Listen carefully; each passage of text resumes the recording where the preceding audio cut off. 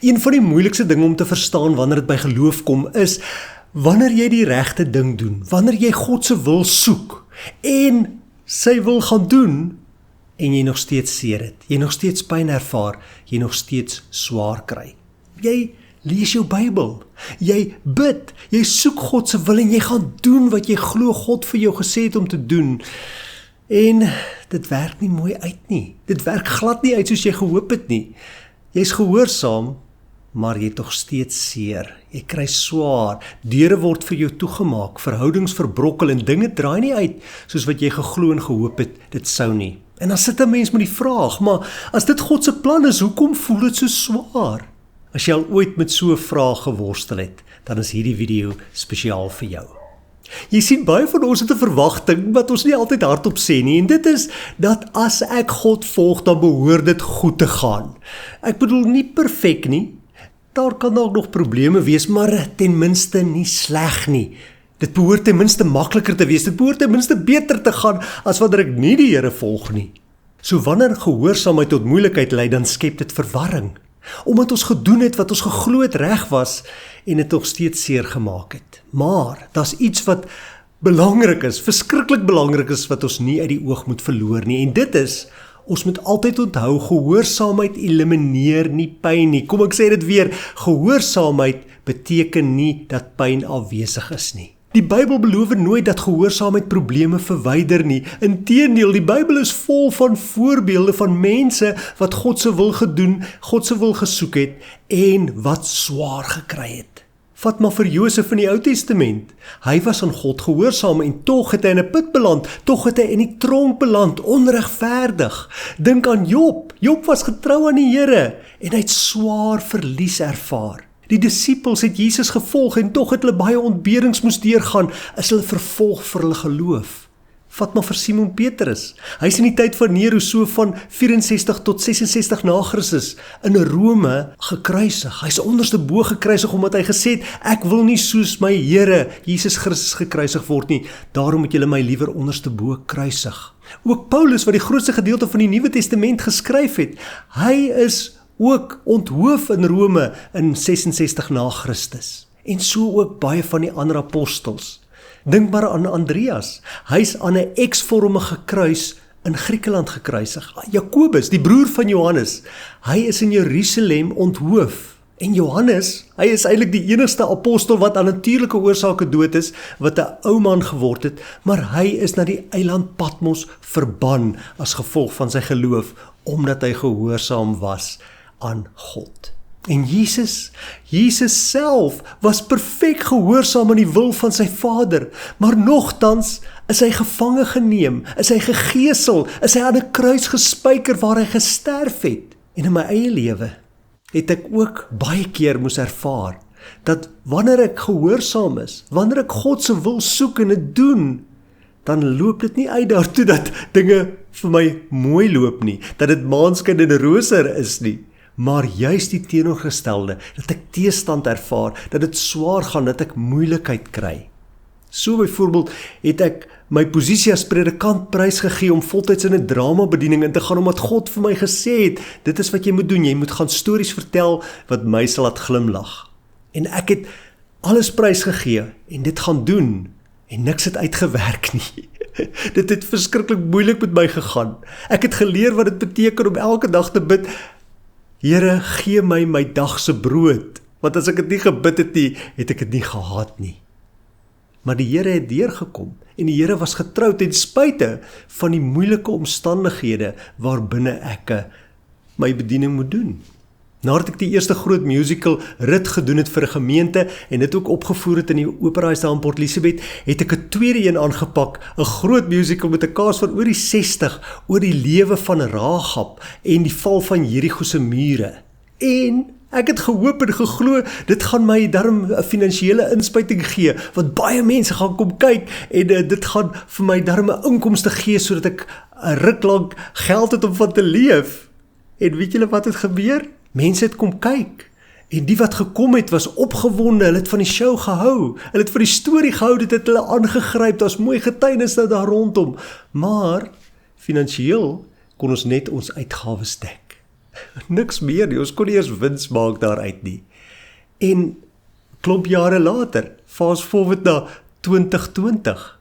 In 2019 het ek ingeskryf vir 'n kompetisie van Kyknet, 'n grapkas kompetisie om 'n sitcom vir Kyknet te vervaardig. En ek was een van die wenners en ek was so opgewonde, ek het gedink, wow, hier gaan die deure nou vir my oop. God maak nou die deur oop. En toe kom COVID en al die projekte word gekanselleer. En waar ek voorheen na gemeentes en skole toe gegaan het en by hulle gaan optree het, voorheen in teaters kon optree, kan ek dit nie meer doen nie. Alles is toe, alles is gesluit. En ek het geen inkomste nie. En ek weet nie waarvan ek gaan leef nie. En God sê vir my, begin die YouTube kanaal. So, ek wil vir jou sê, uit my eie ervaring, en as ek na die Bybel toe gaan, dan sien 'n mens, wanneer jy aan die Here gehoorsaam wil wees, wanneer jy getrou hom wil volg, wanneer jy sy wil soek, dan moet jy verwag dat daar teëspoed kom, dat dinge gaan skeefloop, dat dinge nie gaan uitwerk, soos wat jy gedink het, dit gaan nie. So dit bring my by die moeilike vraag, waarom sluit God se plan dikwels pyn in? Ek bedoel, as God goed is, waarom sou sy plan skade doen? Waarom sou sy plan ons seer maak, ons laat swaar kry? Daar's dinge wat ons nie heeltemal begryp en ten volle verstaan nie, maar die skrif gee vir ons 'n paar ankers waarin ons kan vashou. En die heel eerste een is, God se perspektief is groter as ons sinne. Ons sien net die onmiddellike raak, ons sien net die klein prentjie, God sien die volle storie. Dit is soos 'n puzzle, wanneer jy 'n legkaart bou, dan het jy 'n klein stukkie. Kom ons sê, jy bou 'n legkaart van 1000 stukkies. Daai een stukkie wat jy in jou hand hou vandag, jy kyk na hom en jy wonder, waar pas hy in? En gewoonlik wat 'n mens doen as jy 'n legkaart bou, jy gaan na die boks, want op die boks is die prentjie wat jy besig is om te bou. Dit gee jou die groter perspektief, dit gee vir jou die volledige prentjie. En dan kan jy sien, o, dis 'n donker stukkie, hy het so 'n stukkie dit in, kom ek soek, waar is hy in die prentjie, en dan sien ek, o, dit moet min of meer hier rond wees. En dan weet jy waar om hom te gaan probeer inpas. Maar, veronderstel jy moet die legkaart bou sonder die boks. En dit is eintlik wat ons besig is om te doen elke dag. Ons het nie die legkaart wat die volle prentjie gee nie, ons het net die klein puzzelstukkie in ons hand. Maar God ken die volle prentjie, God sien die volle prentjie. En daarom moet ons onthou, sy perspektief is groter as ons sin. Wat vir ons dalk soos 'n terugslag voel, kan deel wees van 'n perspektief wat ons nie volledig kon sien of van weet nie. 'n Tweede ding om in gedagte te hou is dat God meer geïnteresseerd is in ons karakter en in ons vorming as wat hy geïnteresseerd is in ons troos en in ons gerief. Gerief is tydelik, vorming en karakter is ewig. God is in die pyn, in die swaar kry besig om ons karakter te vorm. Hy is die pottebakker wat met die klei besig is, wat die klei bewerk om te skep wat hy die pottebakker graag wil. 'n Derde ding om in gedagte te hou, wanneer jy nie mooi verstaan hoekom dit swaar gaan wanneer jy God se wil soek en dit doen nie, is pyn beteken nie dat God afwesig is nie. Hoor dit mooi, pyn beteken nie God is afwesig nie. Van ons diepste ontmoetings met God vind in moeilike tye plaas. Kom ek noem weer 'n voorbeeld uit my eie lewe. Einde verlede jaar het dit finansiëel baie swaar en moeilik met my gegaan. En ek het soos gewoonlik elke dag gebid, Here, gee my asseblief my dagse brood. Voorsien wat ek nodig het sodat ek kan eet. En ek het wel genoeg gehad sodat ek by die winkel daarom kon gaan kos koop vir my vrou en vir my seun, maar daar was nie genoeg sodat ek ook kon eet nie. En ek het dit nie mooi verstaan nie, tot ek onthou het, ek sit nou al lankal met die gedagte, ek wil vas oor my Bybelbrokkies en wat ek moet doen met Bybelbrokkies. Moet ek aangaan met die Bybelbrokkies? Moet ek elke dag 'n Bybelbrokkie uitsit? Of wil die Here hê ek moet in 'n ander rigting gaan wat my YouTube kanaal aanbetref? En toe het ek nie 'n ander keuse gehad nie. Ek moes vas, vir 3 dae het ek nie iets kon eet nie. Daar was nie iets om te eet nie, nou moet ek dit dalk net bysê. Maar in daardie tyd het die Here met my gepraat en vir my so duidelik die antwoord gegee wat ek met die Bybelbrokkies moet maak. Ek moet nie ophou daarmee nie, maar ek moet aangaan en ek moet vir die volgende jaar dit laat gaan oor wat Jesus gesê het, oor Jesus se woorde, en daarom is Bybelbrokkies hierdie jaar, Jesus het gesê. So, dit net 'n kort voorbeeld. In my swaar kry, in my nie verstaan hoekom God nie vir my wil voorsien nie my wil help nie, het God opgedaag en het ek 'n intieme ontmoeting met hom gehad. Onthou, die teenwoordigheid van pyn kanselleer nie die teenwoordigheid van God nie. God is daar, ook in ons pyn, juis ook in ons swaar kry. So, as gelowige wat die Here se wil soek en dit doen, is daar 'n spanning wat ons mee moet leer saamleef. Geloof vereis soms dat ons aan twee dinge gelyktydig moet vashou. God is goed en is moeilik. God is teenwoordig en ek verstaan nie hoekom nie. God is aan die werk en dit maak nog steeds seer. Hierdie spanning is nie geloofsmislukking nie. Dit is wat God gebruik om ons geloof te groei, om ons geloof sterker te maak. So, nou kom ons by die vraag uit, hoe reageer 'n mens wanneer jy glo jy doen wat God wil hê jy moet doen en is nog steeds seer? Dit maak nog steeds eina. Die eerste ding is, wees eerlik met God. Jy hoef nie voor te gee dat alles reg is nie. Die psalms is gevul met opregte gebede wat vra, waarom Here, hoekom Here, hoe lank nog, wanneer gaan U uitkoms gee? Eerlikheid is nie rebellie nie. Eerlikheid is 'n verhouding en dis waaroor dit gaan. Dit gaan daaroor dat ek en jy 'n verhouding met ons hemelse Vader het, met Jesus Christus ons Here het. So, wees eerlik. Nommer 2, bly getrou selfs wanneer jy nie verstaan nie. Wanneer jy nie verstaan hoekom jy swaar kry nie, moenie dan sê ek gaan my eie kop volg nie, moenie dan jou eie paadjie probeer loop nie. Bly gehoorsaam aan God, bly getrou aan die Here. Onthou, hy ken die groter prentjie, onthou, hy weet beter as ons. Nommer 3, moenie pyn as straf interpreteer nie. Ja, baie keer gaan die Here swaar kry oor jou pad bring, omdat hy jou wil teregwys, omdat hy jou tug. Hebreërs skryf daaroor, hy sê die Here tug die wat hy lief het, maar dis nie altyd tug nie. So as jy weet, daar's nie sonde wat die Here in jou lewe wil uitwys nie, hy is nie besig om jou te tug nie, dan moet 'n ander rede wees. Onthou dan, pyn wat God in jou lewe toelaat, is nie altyd straf nie. Soms is dit 'n proses, soms is dit voorbereiding en soms is dit bloot deel van hierdie gevalle werklikheid, hierdie gebroke wêreld waarin ons elke dag leef. Nommer 4, vertrou God se karakter en nie jou omstandighede nie. Dit is so belangrik dat jy aan God se karakter sal vashou, aan wie hy is en nie aan jou eie omstandighede nie. Ek weet dit is so maklik om ons blind te staar teen ons omstandighede, die dinge wat verkeerd loop, die dinge wat ons nie het in ons lewe nie. Maar die Here wil hê ons moet aan hom vashou. Omstandighede en gevoelens verander gedurig. Môre voel jy anders as wat jy nou voel. Maar God se karakter is ewig. God verander nie. Hy's gister, vandag en môre dieselfde. Hy is gister, vandag en môre nog steeds lief vir jou. Hy gee nog steeds net soveel vir jou om as die dag toe Jesus aan die kruis gesterf het vir jou sonde. Onthou dit. Daar's so 'n mooi storie wat vir my hierdie punte almal net by mekaar vat en dis die storie van die seun van God wat op 'n dag langs die rivier gaan stap het. Want hy het 'n riet gesoek waarmee hy 'n fluit kon maak, sodat hy 'n liefdeslied vir die wêreld kon speel. En hy het gestap, en toe sien hy daar in die vlei 'n riet. Kom ons noem maar Rietjie. Rietjie het al baie lank in die vlei gegroei. Sy het die Here geloof wanneer die reën geval het, en sy so goed gevoel het oor die lekker vars druppels op haar.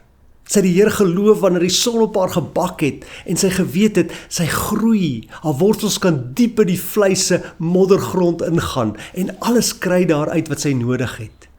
So sy was lief vir die Here. En toe die seun van God langs die rivier stap en hy haar raak sien met haar spikkels en haar kolle, het hy gedink, Rietjie sal die perfekte riet wees om 'n fluit mee te maak sodat ek 'n liefdeslied vir die wêreld kan speel. En hy het na haar toe gegaan en vir haar gesê, Rietjie, ek wil graag van jou 'n fluit maak. Maar onthou, voordat jy ja sê, dit gaan nie maklik wees nie, want ek gaan jou met wortels en al uit die vlei moet uittrek, uit die grond moet uittrek en dit gaan pynlik wees. En dan gaan ek jou moet sny en kerf en alles wat binne in jou is moet uithaal, sodat jy mooi leeg kan wees van binne, sodat my asem deur jou kan blaas en ek 'n klank kan voortbring en ek die liefdeslied kan speel wat ek vir die wêreld wil laat hoor. Sien jy kans daarvoor? Enrique het dadelik gesê, ja Here, dankie dat U my gekies het, gebruik my asseblief. En toe het die Here haar met wortels en al uitgetrek uit die grond uit, en dit het seer gemaak. En toe hy sy skerp mes vat en haar worteltjies afsny, het dit nog seerder gemaak. Maar sy het gesê, dankie dat U my gebruik. Al was dit so seer. En toe hy al die binnegoed uithol en uitgrawe en die gaatjies maak in haar waarop sy vingers kon pas, was dit ook bitter seer gewees. En sy wou met tye skree, nee Here, los my, hou op, ek sien nie kans hiervoor nie. Maar sy het nie. Sy het net vasgehou aan die Here en geglo, hy weet wat hy doen. En toe hy klaar is, het hy haar na sy mond toe gebring, sy vingers op die gaatjies neergesit en begin blaas. En hy het die mooiste liefdeslied gespeel, sodat die wêreld dit kon hoor en sodat die wêreld kon weet, God is lief vir ons. Wanneer God met ons besig is, maak dit baie keer seer. Wanneer God met ons besig is, maak dit baie keer eina. En dalk is jy vandag daar. Jy het God se wil gesoek. Jy doen God se wil. Jy is gehoorsaam aan die Here. En tog kry jy swaar. Tog het jy seer. Tog het jy eina. Dan wil die Here vir jou sê, moenie moed verloor nie. Ek ken jou. Ek verstaan jou. Ek is besig met jou lewe. So as jy in 'n seisoen is waar dit pynlik voel om God te volg, wil ek hê jy moet dit duidelik hoor. Jou pyn is nie sinneloos nie. Jou gehoorsaamheid is nie vermors nie en jou storie is nie verby nie. God is in staat om betekenis uit jou pyn uit voort te bring, selfs wanneer jy dit nog nie kan sien of verstaan nie. Soms is dit juist die ding wat voel asof dit ons gaan breek, wat ons vorm en wat ons sterk maak. Kom ons bid saam. Hemelse Vader, U sien elke persoon raak wat nou deur pyn gaan. Veral diegene wat probeer om U getrou te volg. Gee krag waar daar verwarring is, vrede waar daar spanning is en vertroue waar daar onbeantwoorde vrae is. Help ons om aan U vas te hou, selfs al is die pad moeilik. En herinner ons daaraan dat U nog steeds goed is, nog steeds teenwoordig is en nog steeds aan die werk is in ons lewens. In Jesus naam bid ek dit. Amen. Hierdie boodskap is deel van 'n reeks wat ek doen oor wanneer die lewe nie sin maak nie, wanneer mense deur seisoene gaan waar mense geloof getoets word, en as jy nog nie die ander gesien het nie, kyk gerus na hierdie ene, hy is die eerste in die reeks, en dan kan jy van daar af die res volg. So, ek hoop jy gaan saam met my die pad stap, al is dit soms 'n moeilike pad, soos jy ook vandag agtergekom het. Ek glo en vertrou dat jy die video gaan like, dat jy gaan subscribe as jy nog nie het nie, en dat jy dit gaan oorweeg om 'n member van die kanaal te word en op 'n manier my bediening so te ondersteun. Mooi dag vir jou verder, mag die Here jou ryklik seën. Totsiens.